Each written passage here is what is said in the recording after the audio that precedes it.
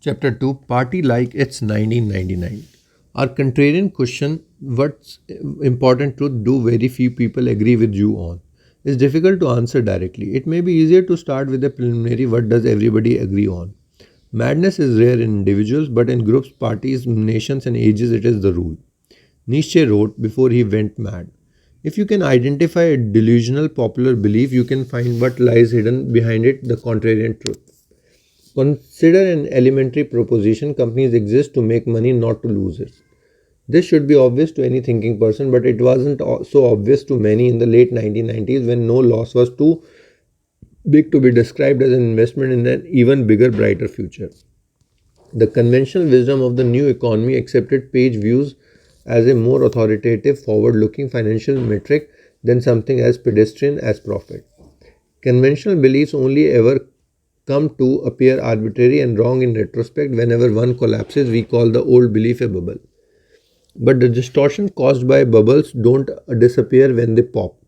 The internet craze of the 90s was the biggest bubble since the crash of 1929, and the lessons learned afterward define and distort almost all thinking about technology today. The first step to thinking clearly is to question what we think we know about the past. A quick history of the 90s. The 90s have a good image. We tend to remember them as a prosperous, optimistic decade that happened to end with the internet boom and bust. But many of those years were not as cheerful as our nostalgia holds. We have long since forgotten the global context for the 18 months of dot-com mania at decade's end. The 90s started with a burst of euphoria when the Berlin Wall came down in November 89. It was short lived, but by mid 90s, the United States was in recession. Technically, the downturn ended in March 91, but recovery was slow and unemployment continued to rise until July 92. Manufacturing never fully rebounded. The shift to a service economy was protracted and painful. 1992 through the end of 1994 was a time of general malaise. Images of dead American soldiers in Mogadishu looped on cable news. Anxiety about globalization and US competitiveness intensified as jobs flowed to Mexico. This pessimistic undercurrent drove then President Bush 41 out of office and won Rose Perot nearly 20% of the popular vote in 92, the best showing for a third party candidate since Theodore Roosevelt in 1912. And whatever the cultural fascination with Nirvana, grunge, and heroin reflected, it wasn't hope or confidence. Silicon Valley felt sluggish too. Japan seemed to be winning the semiconductor war. The internet had yet to take off, partly because its commercial use were restricted until late 1992, and partly due to the lack of user friendly web browsers. It's telling that when I arrived at Stanford in 1985, economics, not computer science, was the most popular major. To most people on campus, the tech sector seemed idiosyncratic or even provincial. The internet changed all this. The Mosaic browser was officially released in November 1993, giving regular people a way to get online. Mosaic then became Netscape, which released its Navigator browser in late 1994. Navigator's adoption grew so quickly from about 20% of the browser market in January 1995 to almost 80% less than 12 months later that Netscape was able to IPO in August 1995, even though it wasn't yet profitable. Within 5 months, Netscape stock had shot up from $28 to $174 per share. Other tech companies were booming too. Yahoo went public in April 96 with an $848 million valuation. Amazon followed suit in May 97 at $438 million. By spring of 98, each company's stock had more than quadrupled. Skeptics questioned earnings and revenue multiples higher than those for any non internet company. It was easy to conclude that the market had gone crazy. The conclusion was understandable but misplaced. In December 1996, more than 3 years before the bubble actually burst, Fed Chairman Alan Greenspan warned that irrational exuberance might have unduly escalated asset values. Tech investors were exuberant, but it's not clear that they were so irrational. It is too easy to forget that things weren't going very well in the rest of the world at that time. The East Asian financial crisis hit in July 1997. Crony capitalism and massive foreign debt brought the Thai, Indonesian, and South Korean economies to their knees.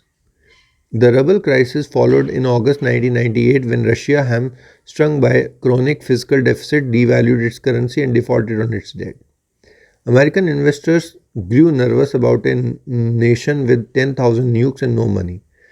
The Dow Jones Industrial Averages plunged more than 10% in a matter of days. People were right to worry. The ruble crisis set off a chain reaction that brought down long term capital management. A highly leveraged US hedge fund LTCM managed to lose $4.6 billion in the later half of 1998 and still had over $100 billion in liabilities when the Fed intervened with a massive bailout and slashed interest rates in order to prevent systematic disaster. Europe wasn't doing that much better. The euro launched in January 99 to great skepticism and apathy. It rose to $1.19 on its first day of trading but sank to $0.83 within 2 years. In mid 2000, G7 central bankers had to prop it up with a multi-billion-dollar intervention. So the backdrop for the short-lived dot-com mania that started in September 1998 was a world in which nothing else seemed to be working. The old economy could not handle the challenges of globalization. Something needed to work and work in a big way if the future was going to be better at all. By indirect proof, the new economy of the internet was the only way forward. Mania, September 1998 to March 2000. Dot-com mania was intense but short. 18 months of insanity from September 1998 to March 2000. It was a Silicon Valley gold rush. There was money everywhere and no shortage of exuberant, often sketchy people to chase it. Every week, dozens of new startups competed to throw the most lavish launch party. Landing parties were much more rare. Paper millionaires would rack up $1,000 dinner bills and try to pay with shares of their startup stock.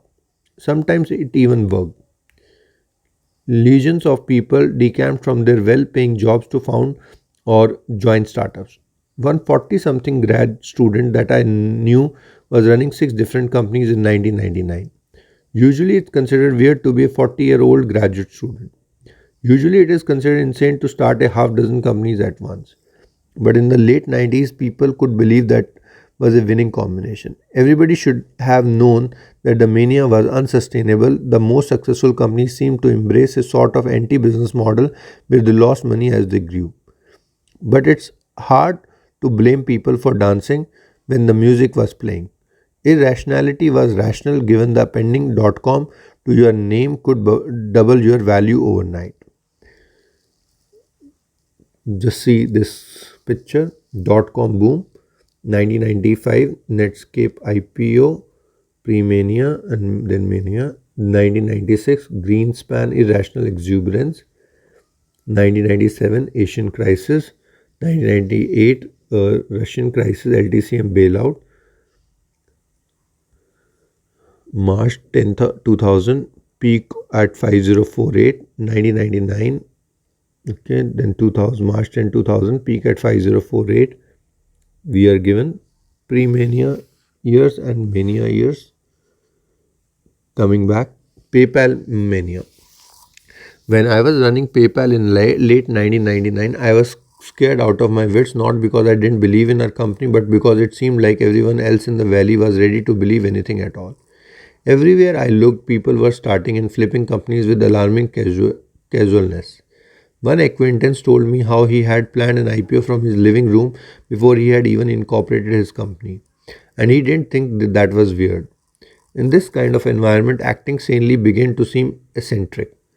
At least PayPal had a suitably grand mission, the kind that post-bubble skeptics would later describe as grandiose. We wanted to create a new internet currency to replace the US dollar. Our first product let people beam money from one Palm Pilot to another. However, nobody had any use for that product except the journalist who voted it one of the 10 worst business ideas of the 1999. Palm Pilots were still too exotic then, but email was already commonplace, so we decided to create a way to send and receive payments over email. By the fall of 1999, our email payment product worked well. Anyone could log into our website and easily transfer money, but we didn't have enough customers. Growth was slow and expenses mounted. For PayPal to work, we needed to attract a critical mass of at least a million users. Advertising was too ineffective to justify the cost. Prospective deals with big banks just keep falling through.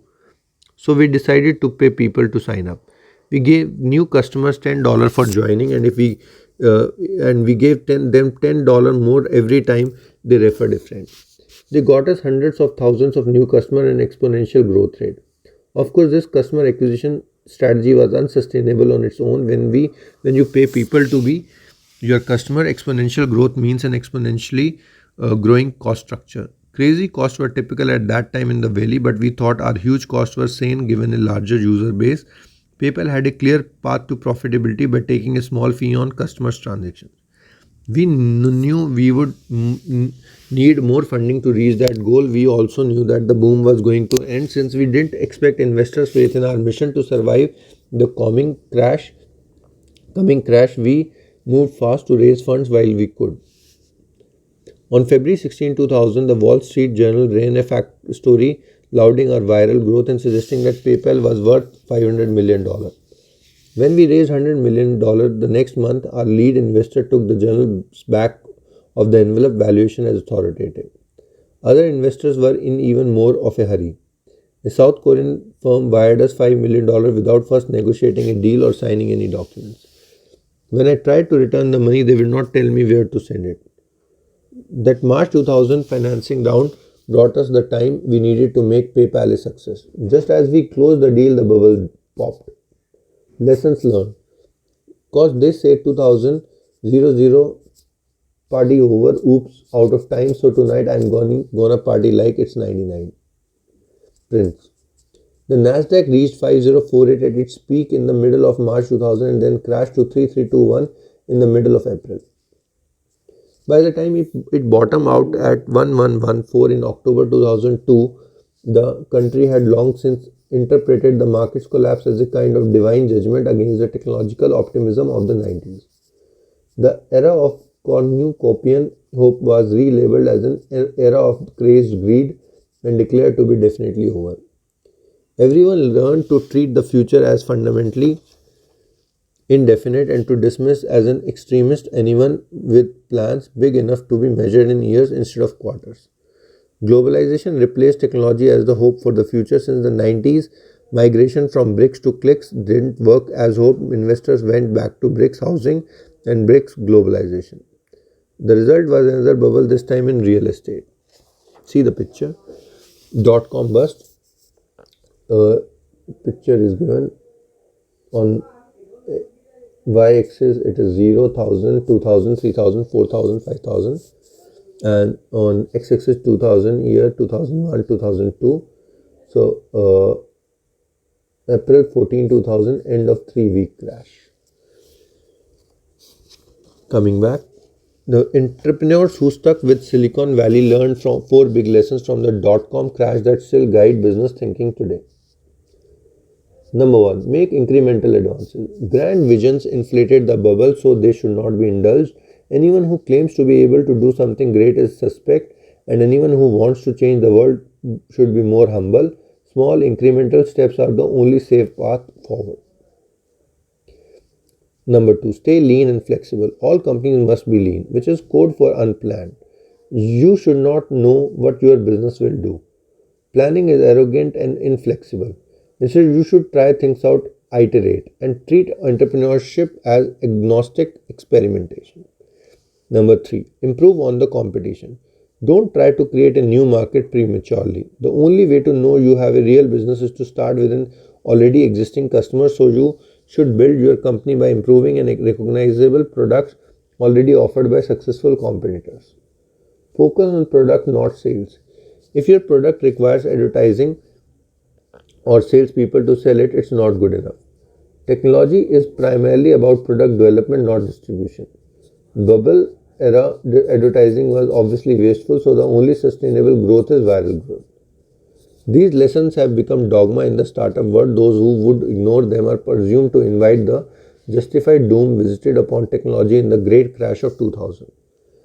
And yet the opposite principles are probably more correct. Number 1, it is better to risk boldness than triviality. Number 2, a bad plan is better than no plan. Number 3, competitive markets destroy profits. Number 4, sales matter just as much as product. It's true that there was a bubble in technology. The late 90s was a time of hubris.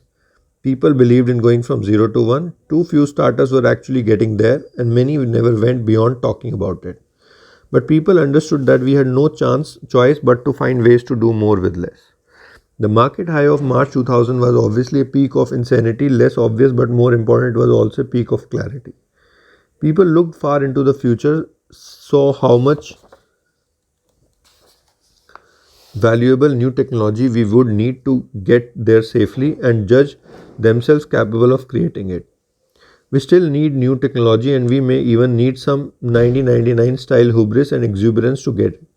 To build the next generation of companies, we must abandon the dogmas created after the crash. That doesn't mean the opposite ideas are automatically true. You can't escape the madness of crowds by dogmatically rejecting them. Instead, ask yourself how much of what you know about business is shaped by mistaken reactions to past mistakes. The most contrarian thing of all is not to oppose the crowd but to think for yourself.